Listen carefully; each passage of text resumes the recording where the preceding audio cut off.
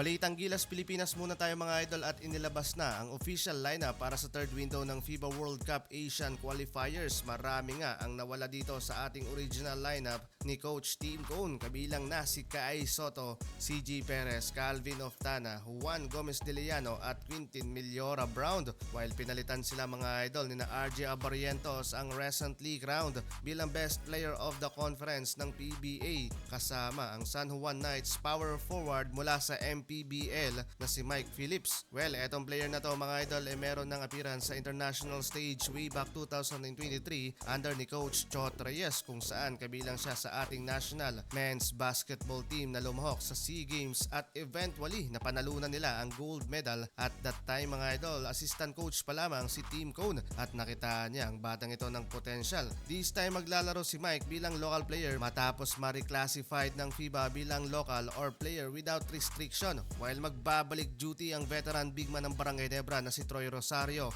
another reliable bigman na magiging kahalili sa magiging rotation ni na AJ Edo at Junmar Fardo. At syempre, hindi mawawala ang bagong nadagdag sa roster, ang 2024 PBA first round first overall pick, ang bigman na si Justin Baltazar, another bigman na mabilis at kayang-kayang makipagsabayan sa balagbagan sa mga bigs na kanilang makakalaban. Mananatili naman mga idol sa roster ang dalawang bigman na sina Junmar Fardo at AJ Edo. Nandyan din ang KBL star na sina Kevin Gambao at Carl Tamayo, at syempre ang Mr. Reliable ng ating national team na si Dwight Ramos, at ang PBA boys na sina Chris Newsam at recently finals MVP awardee na si Scotty Thompson, at syempre ang ating naturalized player na si kabayan ng Justin Brownlee. Nadagdagan tayo mga idol ng bigs pero nabawasan naman tayo ng legitimate shooter kagaya ni Juan Gomez de Liano. Malaking bagay din sana etong si JGDL, lalo na sa opensa at hustle sa loob ng court. At sa opinion ko lang din mga idol, magandang bagay din sana kung may isa pang defender or wingman kagaya ni Renz Abando. Versatile player lalo na sa defensive play on the wing, kayang maglaro sa shooting guard or small forward position. Plus kilala sila kay sa kanyang elite athleticism, incredible vertical leap at may tuturing din na versatile scorer, plus taga-pin down pa sa magiging outside and inside shooter ng kanilang makakalaban. Tagabuhay pa ng magiging depensa ng Gilas Pilipinas. Lalo't malalakas at malalaki mga idol ang makakaharap ng Gilas Pilipinas sa third window na magaganap ngayong June 29 to July 6.